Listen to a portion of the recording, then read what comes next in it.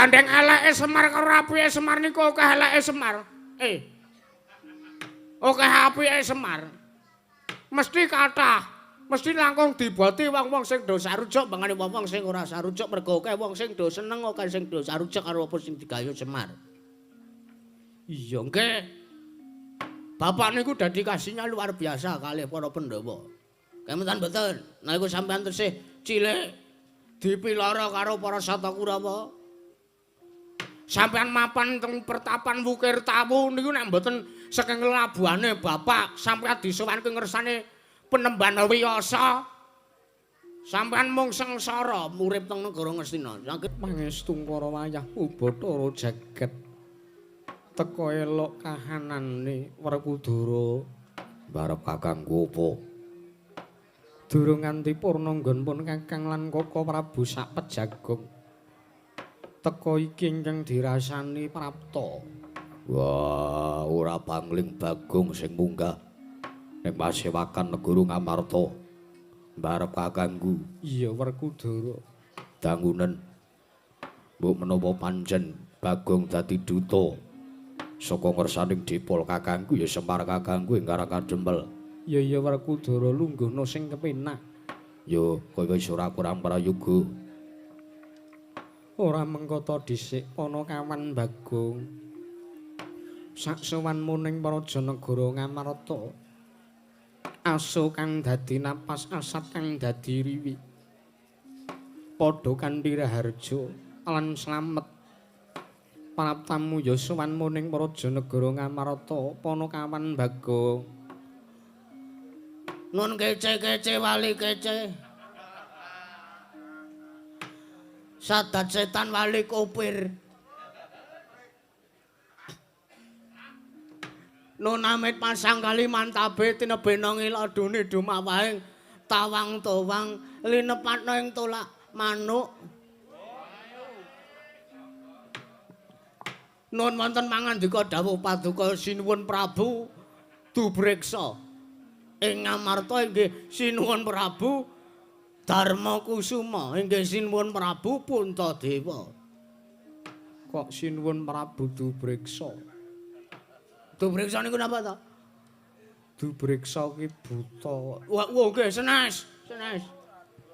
Karep kula ajeng nyebut gelar ngaten kaya ngerti ku nek Dubreksa niku gelar Ratu Ngamarta sing ping pira ngoten. Sinuwun Prabu Darma Kusuma inggih sinuwun Prabu Sang Nata Guna Talikrama. Iya Bagong nggih.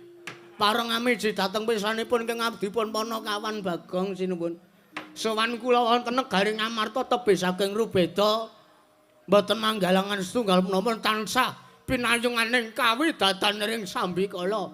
Sowan kula manggih Baskusi. Apa Baskusi? Baskusi. Slamet Basuki. Wah nggih niku. Oh Basuki to? Iya. Nggih, pokoke niku. Namung ewa semanten kula kedang ngaturaken sembah sungkem pangabekti kula kunjuk sandhaping pepada paduka sinuwun Prabu Darma Kusuma nyatanipun paduka menika sesembahanipun ingkang adipun Panakawan Bagong. Iya Bagong tak tampa pangestuning nata Ngamarta tampanana nggih sampun sanget anggen kawula pundi ndadosaken jimat paripe ndayanana ing kasantosan sinuwun prayoga nanggonmu lungguh. Nggih sampun mboten kirang prayoga maneh kok kula dereng entuk wedang niki. Rak ya mengko meneh dela meneh rak ya entuk bagian nggih. Mbok kula diabake teng panitia ndara. Ya aneh-aneh ora. Bagong padha slamet sowanmu. Pangestunipun Ndara Werkudara wilujeng bekti kula kunjuk Ndara. Tak tampa pangestuning Werkudara tampanana nggih. Sampun sanget anggen kula pundi? Prayogana sowanmu. Sampun boten kirang prayogi. Bagong padha kanthi raja sowanmu Panakawan. Lho. Sinuwun Ndarawati niki. Iya. Nggih. Pamujinipun sinuwun antuk pandonganipun sinuwun Ndarawati miwah pangestunipun para dewa Ingkang dadosaken sarana Bagong saged raja swanten negaring Amarta nggih. Wilujeng bekti kula kunjuk Sinuwun Darawati. Iya, Panakawan Bagong tak tampa rat pangestuku tampanana. Nanging nggih sampun sanget anggen kawula pundi dados najiman. Aja sok nirokke karo ngendikane Bendara ta kowe iki ora. Lah pripun mboten nirokke pripun wong kula nek midhangetke ngendikane para pepundhan, para bendara Pandhawa wonten negaring Amarta niku seneng ati kula. Lire napa? Pandhawa niki pun sewu satra sing ateten ati suci pepayung budi rahayu satria ingkang pinayungan dening Gusti. Iya. Dadi para Pandhawa niki niku mboten adoh karo Gustine. Cara wayange niku simpingan sing tengah. Mboten sing pinggir dhewe sing kan buta nika. Mergo wong nek adoh saka kersane Gusti kuwi gampang diuthik-uthik karo gegodha. Cara dene wayang simpingane niku nek buta teng pinggir dhewe kala mangsane sak nggo uthak-uthik bocil-bocil niku. Iya nggih. Mula kala kula nirake niku ampun lara ati. Mergo kula tresna kalih sampeyan, kula nggih tresna kalih para Pandhawa. Kaya Sinuwun Puntadewa niku nek ngendika luruh alus. Nek ndangu Bagong ming Bagong padha raja sak sowanmu Bagong. Bagong wedange diombe. Ngoten niku. Iya, sik niku enten wong manasi sedan nika sekedhap. Ngono kok diurusi lho iki ora. Ndara Werkudara nek ngendika nggih ngaten. Wah. Antep le marem. Gantem. Sound system. Wonten ciri khase dhewe-dhewe Ndara Janaka nek ngendika nggih kepenek dirungokke. Jan Bagong. Kula nirake ra isa Sinuwun. Ya wis prayogakno sowanmu. Sampun mboten kirang sekeca. Bagong padha kanthi slamet sowanmu Panakawan. Ngandel ora kepenak ta dimidhangetke. Iya iya. Mula ya bojone ora sebae ngono. Aku lho karepe arep nitiru-tiru Ndara Janaka. Kula niku karepe kula nek ndek bojo siji rak kurang bersyukur ta Sinuwun. Apa ya nggih. Karep kula niku ajeng arah paling ora ping 3 lah. Nek ora iso 3 pisan ya ping 3 niku pun lega kula. Lah swara kula luruhke kaya Ndara Janaka ngoten niku kuwi malah wong wedok kula sing kula ceraki niku mah do minggat kabeh. Sajak gila kalih kula. Kok ya aneh-aneh lho ora iki.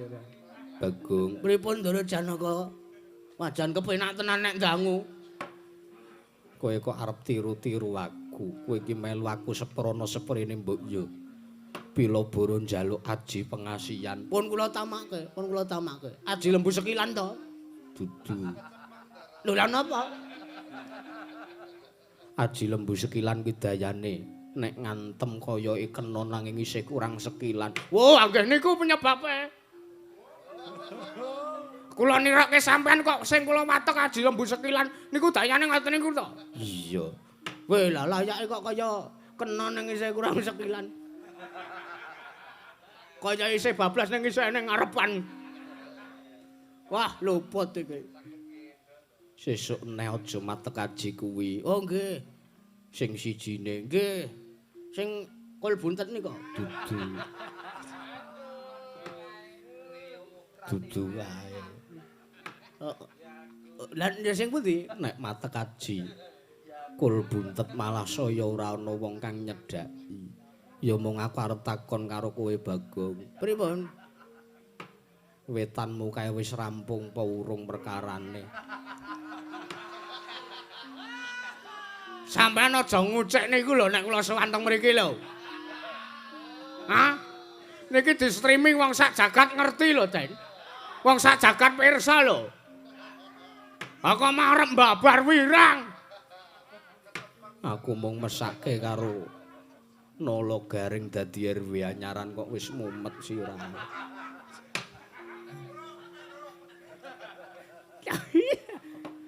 Aku kuwi seneng kok nek ngrepotke wong tuwa kuwi aku seneng. Bagong, kula kowe sowan merata ning negara Ngamarta kanane dadi regeng, kanane dadi gumyak. Weh lah, retiya kula wau beto bintang tamu. Ora sah kowe dhewe wis iso marai sengsem. Nggih. Matur nuwun. Bagong padha kanthi slamet sowanmu, Bagong padha kanthi slamet sowanmu. Wah, jan ndara kembar. Kembar. Ndara kembar. Nek kembar niku sing dienggo.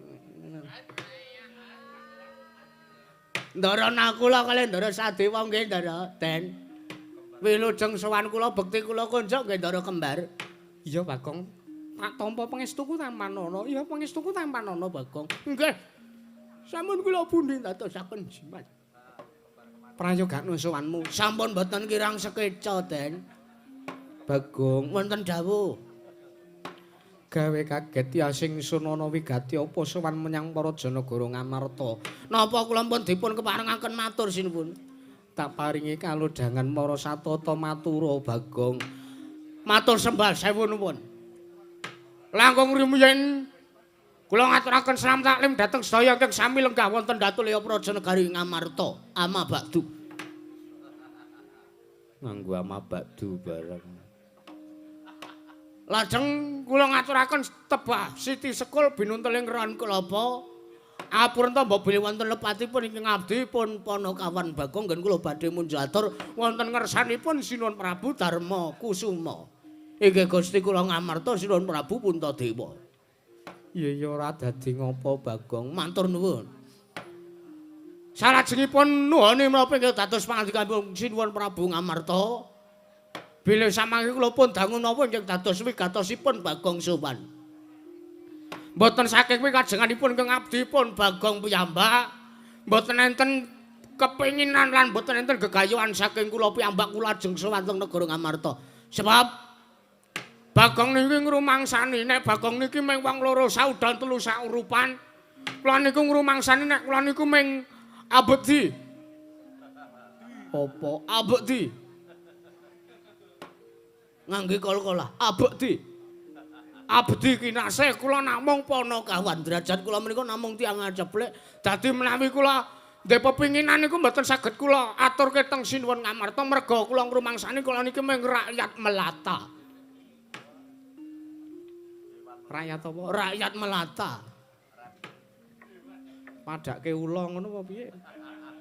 Jelata. Wah, sampean malah paham. Aku ki serawung kowe iki suwe. Oh nggih. Kula niki mung rakyat jelata. Dadi nek kula ndek pepinginan kula mboten sowan teng sampeyan ning kula babah-babah dhewe, kula usaha dhewe, kula mbudidaya dhewe. Neng gandeng sowan kula menika mboten saking karep kula piyambak. Inggih menika kula panutus dening Bapak kinarya mboyongi rawipun para Pandhawa gangsal ganep cacahipun wonten Pedukuhan Karang Kadempel sinambi mondhe miwah ngastau wujudipun pusaka 3 negari Ngamarta.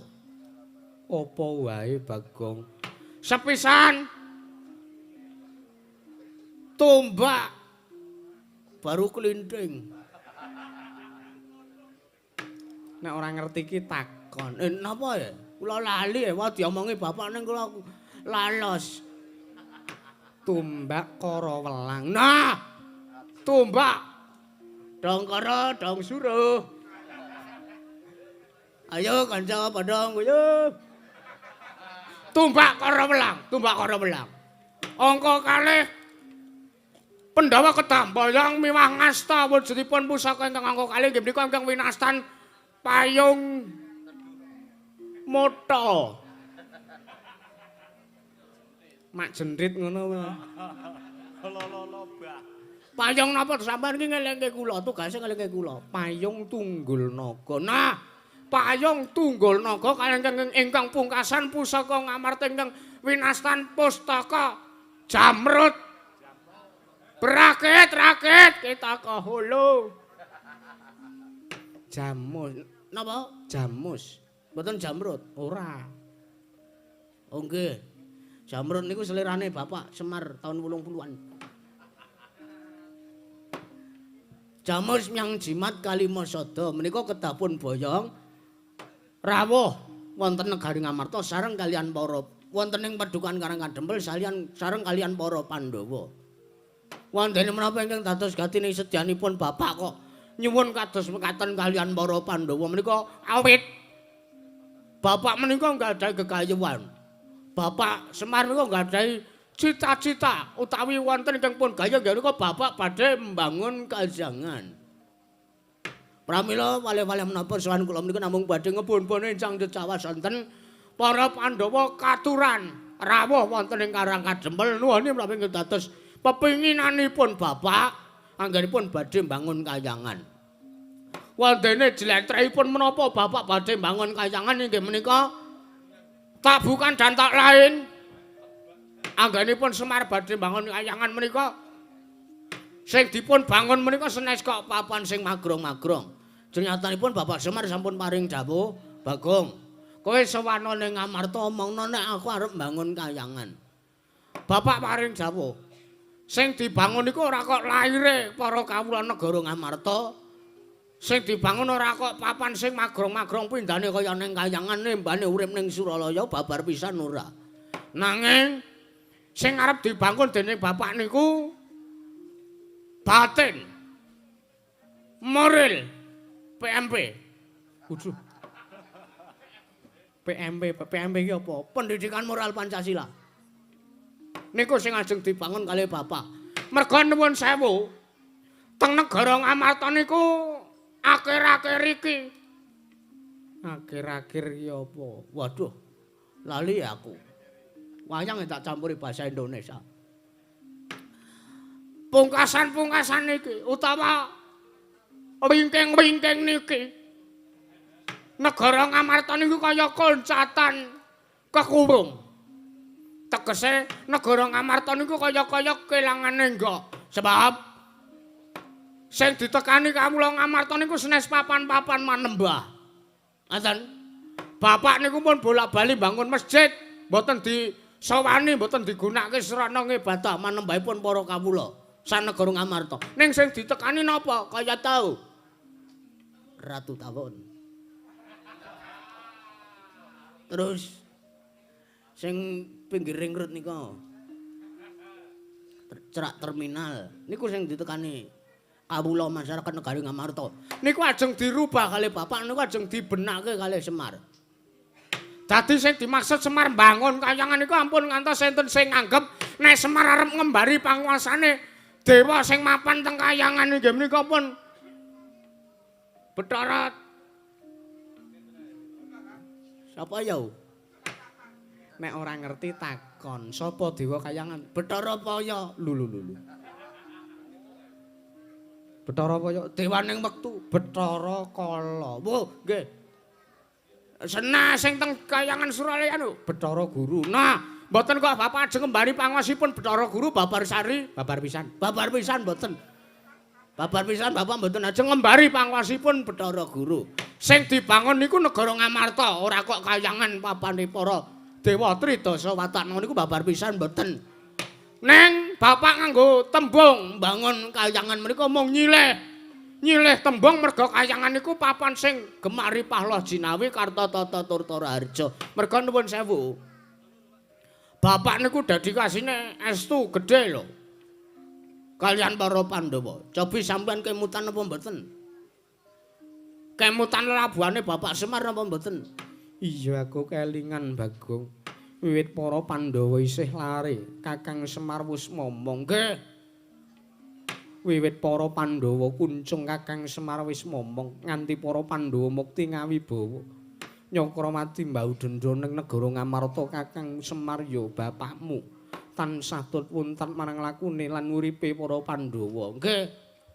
Niki maneh-maneh nganti Semar lek arep bangun kayangan kok ora kasil. Ming merga enek sekelimah utawa salah sijine wong sing ora sarujuk. Apa kowe ngerti, Bagong? Lho mbok menawi lho menika mbok menawi. Merga wong duwe gegayuhan mesti niku enten sing ora seneng. Siji loro sithik akeh niku mesti enten wong sing ora sarujuk. Neng gandeng eleke Semar karo apike Semar niku akeh eleke Semar. Oke apike Semar. Mesti kathah, mesti langkung diboti wong-wong sing do sarujuk bangane wong-wong sing ora sarujuk mergo akeh wong sing do seneng akeh sing do sarujuk karo apa sing digayo Semar. Iya nggih. Bapak niku dedikasinya luar biasa kalih para Pandhawa. Kemetan mboten, nalika sampeyan tesih cilik dipiloro karo para Sata Kurawa. Sampeyan mapan teng pertapan Wukir Tawu niku nek mboten saking labuhane bapak sampeyan disowanke ngersane Penemban Wiyasa. Sampeyan mung sengsara urip teng negara Ngastina. Akhire sampeyan mapan teng Wukir Tawu, teng Saptawarga, nderek kengeyang-eyang Wiyasa, sampeyan urip saentene teng mriku, mangan ming tiwul. Kala mangsa kepepet tiwule glepung entek ora iso ngintil ya medhol tela. Sing ngancani bapak. Iya, kala mangsa telane entek urung ditandur melih. Kula kalih Ndara Werkudara mancing teng kali. Niku kuwi lelabuhan sing luar biasa lho sinuwun saking para panakawan. Mila saking meniki lelabuhane bapak sing kaya ngoten niku kedah dipun aturi panuwun. Para Pandhawa menika pantes-pantese ra ya duweni rasa tepa slira. Nuwun sewu lho niku mboten kok maksud kula mejang mboten lho. Mengke kula matur ngoten niku terus sampean mestani nek kula mejang sampean mboten. Kula niki RT soalé. Mboten sambung rapete apa ora kok. Sampeyan niku kedah netepi darmaning Kanalendran. Merga sampeyan Nalendra, Ndara Werkudara kedah netepi darmaning satriya. Merga rayi-rayi dalem paduka menika sami satriya. Menika kedah netepi jiwa kasatriyanan paduka kedah netepi jiwa Kanalendran. Kayata duwe rasa tepa slira. Merga sampeyan menika dipun labuhi dening bapak. Lah pengangkahe bapak napa nek sampeyan rawuh teng karek kadempel nyekseni sing dadi kayane bapak lek arep bangun kayangan. Saya mukti ngawi bawa kuncara jayeng bawana dodeng samaladeng gegedhug samaladeng sampeyan le matuk Nalendra teng negari Ngamarta. Ngoten menika. Merga nggih enten ngatur sing diaturke bapak kedah kula sampaikan teng sampeyan. Kawula niku ora butuh dinehi brana picis. Ya umpama dinahi apik, nek ora dinahi ya cetha mboten apik. Ngaten. Kawula niku ora pati-pati butuh diparingi raga sing akeh karo negara Ngamarta. Ning kawula niku mung butuh dicaketi kahanane, mung butuh dicaketi atine para kawula. Kawula mung pengen ditresnani. Pahitane wong urip niku mung tresna, siji tresna. Ping pindhone nek wis tresna niku nek arep njaluk redana menapa-menapa niku para kawula mboten ewet lan mboten perkewet. Awit pun tresna riyin. Iya. Nggih. Ning nek Nalendra utawi pemimpine mawon mboten tau kok nyaketi karo kanane para kawula kuwi terus piye carane lek arep tresna. Merga pemimpin menika kedah netepi hukum sama beda dana denda. Menika kedah pun tetepi. Dadi kawatirane para kawula menika kedah pun caketi, kawula kedah pun tresnani, kawula kedah pun welasi, kawula kedah pun nasihi. Niki berlaku untuk sedaya pemimpin. Mboten ngomongaken Nalendra, dukuh, lurah, RT, RW, camat, Pak Pati, Bupati. Menika kedah ginakaken pawugeran menika. Jernyatanipun wonten tetembungan. Tak kenal maka tak sayang. Tak kenal maka tak sayang. Mereka kedah sampeyan kedah nyaketi kantanipun para kawula. Lah menika ingkang dipun gaya dening bapak. Ngaten sedaya lepat aturipun Bagong nyuwun pangapunten. Sumangga anggenipun badhe menggalih gelar lan gulung perkawis gegayuhanipun bapak menika kula pasrahaken wekdal wonten sanipun Sinuwun Prabu Puntadewa. Sumangga. Ya jagat pangestu karo Ayau Bathara jagat Bagong. Wonten dawuh. Kaget rasane ngatiku bingung Bagong. Bingung pripun? Nek bingung mboten samangkat wau. Bingung leh ku arep mangsuli apa sing dadi gegayuhane bapakmu. Ngeten mawon. Sampeyan niku rumangsa duwe utang budi kalih bapak. Iya, pancen bener nggih. Dadi sampeyan itu idep-idep males budi karo bapak arep nuwun sewu peribasan urung ana sak pucuk kuku irenge bapak. Dudu kuwi sing arep tak rembug. Lah napa? Koko Prabu rawuh mrene kuwi wigatining sedya. Paring dawuh yen to panjenengane diutus dening Wang Pikulun Manikmaya. Lho, Sinuwun Kresna niku? Iya. Diutus kali Wang Pikulun Manikmaya? Iya. Weh lah. Napa wigatine? Nyuwun palilah ngersani para Pandhawa gandeng Kakang Semar kuwi pamonge para Pandhawa. Kamangka Kakang Semar duwe gegayuhan arep mbangun kayangan. Koko Prabu nyuwun palilah gegayuhane bapakmu arep diwurungake merga nampa dawuh Wang Pikulun Manikmaya Bagong. Weh lah. Lah weh. Mengke riyen sing ngendika kaya ngaten niku Koko Prabu Kresna. Sinuwun Kresna niku kedahe prayitna lho. Sinuwun Kresna niku kedahe titis lho. Merga napa? Sinuwun Ndarawati nggih Nalendra Dwaraka menika Nalendra atitisan Sang Hyang Bathara Wisnu nggih Sang Hyang Bathara Suman. Niku dewa sing tukang ngandum kabagyan, dewa sing tukang ngandum katentreman. Lah ning kenang apa, Pak? Wah. Seru salah. Kenang apa, Kak? Sinuwun Kresna kok dadi ndek pambegan sing kaya ngaten niku? Miturut ngendikane Koko Prabu, gandhengi Wang Pikulun Manikmaya kuwi pirsa marang sak mobahmu sik sarta legetaning bapakmu Bagong.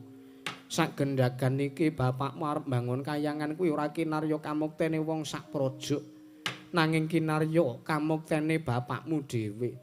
Teges bapakmu kuwi ndek gegayuhan ora kanggo kabutuhaning wong akeh ning mung ngurusi marang hardaning kanepsaning bapakmu pribadi. Bagong. Aduh. Mar piye mar ki engko mar. Yo ngalah. Mengaren ndek gegayuhan sithik kok mesti ana sing nyarusiku. Ning nuwun sewu, kula rak pun jlentrehke to sinuwun. Iya. Bapak arep bangun kayangan niku ora kok kayangan papane para dewa niku mboten. Ning nuwun sewu kula tak takon. Takon apa? Bathara Guru utusan ngoten niku dasare napa? Merga Wang Pikulun Manikmaya uga rumangsa dikembari panguwasane. Ning atase mung sak Kakang Nayantaka kok arep mbangun kayangan, kamangka kayangan ki papaning para dewa. Saya ora rebes to niki ngaten iki carane. Nggih, mboten napa-napa. Kula tampi. Ning nuwun sewu. Kula ora arep nesu, kula ora arep duka. Kula ora arep kumriwis pucake krawis mboten. Sinabeta mring sak gedheng pret mboten. Ning kula mung ngajeng rembukan kalih Sinuwun Kresna pikantuk napa mboten? Koko Prabu, kula wonten dawuh Yayi. Panakawan Bagong kepingin sak pirembagan kelawan Maduka. Keparengaken menapa mboten? Lilanana kula majengke nyosowan kasumanggaken Koko Prabu.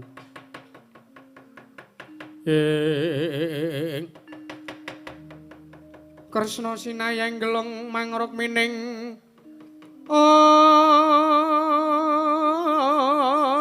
mangruk mining cakra kumitir mijil saking asta. Kumitir mijil saking asta mintonaken.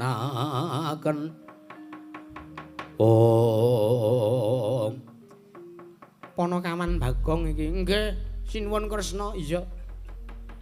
Kena ngapa kowe kepengin sak pejagong nglawan Nata Ndrawati? Mengkariyen kula ajeng rembukan kalih sampeyan. Rembukan karo aku perkarane apa? Lho. Perkara sampeyan le nampa dawuh saking Wang Pikulun Bathara Guru ngendikane arep murungke gegayuhane Bapak Semar. Leres napa mboten? Pancen bener. Anane Prabu Kresna prapta ning negara Ngamarta iki sayekti aku nyuwun palilah. Ana ngersane Nyai Prabu Darmakusuma merga Kakang Semar ya bapakmu kuwi dadi darbeke para Pandhawa. Nggih. Terus dasare napa kok Bapak Semar ajeng diwurungke gegayuhane? Lah arep mbangun kayangan. Bagong, nun. Miturut dawuh sarta pangandikane Wang Pikulun Manikmaya, bapakmu arep ngembari panguwasaning nalendraning para dewa. Kuwi sing sepisan. Ping pindhone ning atase bapakmu kuwi wis disumpah prasetya. Nalika dheweke nampa wahyu pamong sejati dheweke wis disumpah prasetya. Minangka pamonging para Pandhawa lan uga minangka pamong kawula sak para Janagara Ngamarta. Nanging sak gendhagan iki bapakmu nglencati apa sing dadi sumpahe? Bapakmu nglencati apa sing dadi janji lan prasapane nalika nampa kanugrahan kuwi? Mula bapakmu kudu diadili.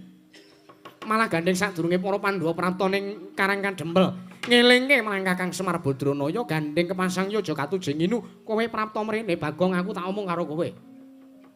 Aku tak dawuh karo kowe aturna ngersaning bapakmu ya Kakang Nayantaka ya Kakang Semar Badranaya kon murungke gegayuhane. Mumpung Nata Ndrawati keng minangka pujanggane para Pandhawa isih duweni rasa welas lan isih duweni rasa asih ana ngersaning Kakang Nayantaka. Mula bapakmu kon murungke gegayuhane tinimbang mengko aku ngruda paripeksa karo bapakmu lho Bagong. Tidake Srat. Mangke riyen. Piye? Wah Jan. Karep kula Jan kula ora arep nesu merga kula ngrumangsani. Kula niku wis ora wayahe egois. Kula ngrumangsani kula niku umur kula wis tuwa, urip kula niku wis mangabad-abad. Cobi petung mawon ke jaman Prabu Rama Wijaya. Kusumaning ati mung sawiji. Sinuwun Prabu Kusuma Wijaya Rama Wijaya ing Pancawati. Kula ampun urip, kula ampun enten.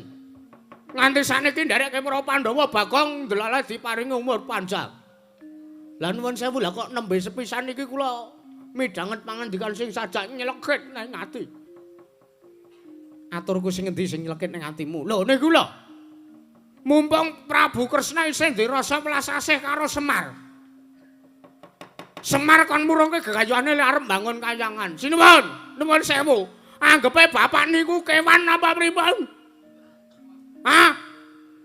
Kok dadi sampeyan ngendika mumpung Prabu Kresna ya Nata Ndrawati sing dirasa welas asih karo Semar. Anggepe sampeyan niku terus arep entek rasa welas asih napa pripun? Weh lah sinuwun Ndrawati, sampeyan niku menungsa lho, sampeyan niku nuwun sewu, sampeyan niku titah. Sampeyan niku titahe ngubathara kedurungan ina lali salah apes lan mati lan randedit.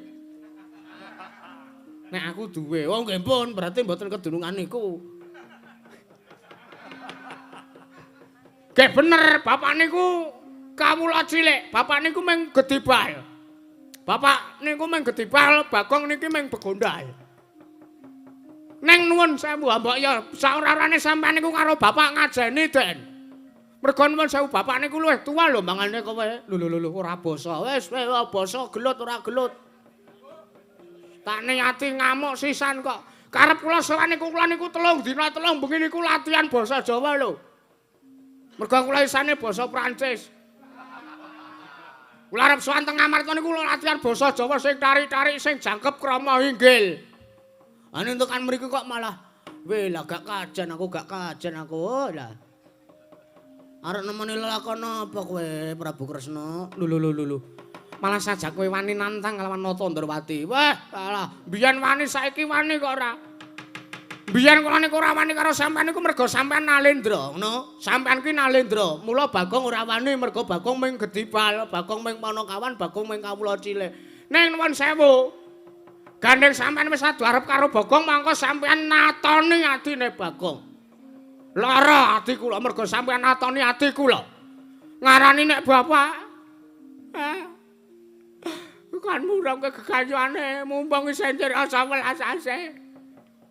Anggepe Semari kewan ngono apa piye? Semari lara tak keroki. Sikile tugel tak lemge. Aku ora dirudha paripeksa. Nek ngono tak pesekke kowe wani marang Nata Ndrawati. Weh lah, rupa wani jembar wani kok ora. Anggepe apa? Paitane Semar niku bener, mergo gayane bapak niku apik lho. Gegayuhane Semar ki apik lho, sampeyan aja gebyah-uyah lho. Dumeh tembunge mbangun kayangan wae lah kok dadi sampeyan gebyah-uyah karene Semar arep ngembari panguasane Bathara Guru. Weh, lah mboten ngoten niku carane.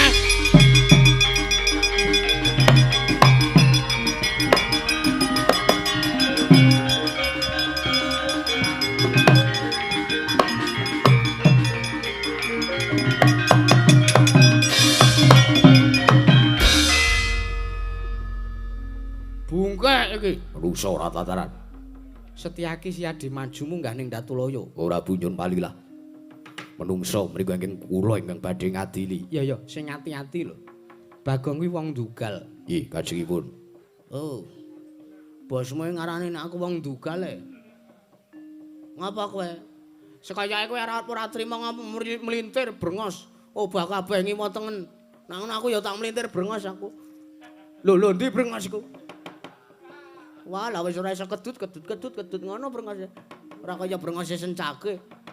Menungso ora tataran, Bagong. Nun. Kowe wani karo Koko Prabu Kresna ora nyawang, aku iki sapa?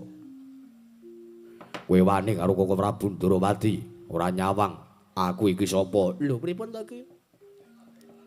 Kok sampean tekon kula nek sesuk nek ora apal dapukan iki takon sutradarane to, Mas. Dadi men ora dadak. Wah, lah ana pemain kok ora ngerti dapukane apa.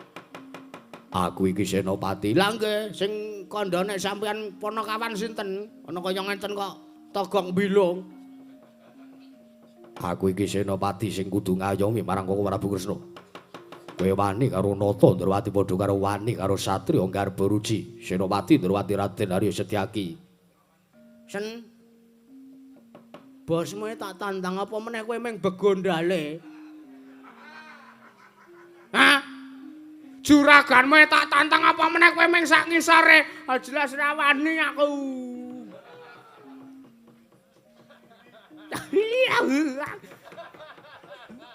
Malah guyu iki ngopo? Aku lho musuh bungkek niki kaya musuh anak kula e. Dedeke cendhek banget ora. Menungso ora tataran yen kowe wani karo Setyaki. Weh lah, biyen wani saiki wani, Mas. Anggepe apa? Ning nuwun sewu jajane gandeng niate Bagong ki ora arep golek desan lho, Den. Niat kula teng mriki niku mung arep golek perdamaian. Wandene kasowan kula ditampi kanthi mboten nengsemaken manah. Nggih, nuwun sewu. Kula tantang medal jawab Raden Setyaki.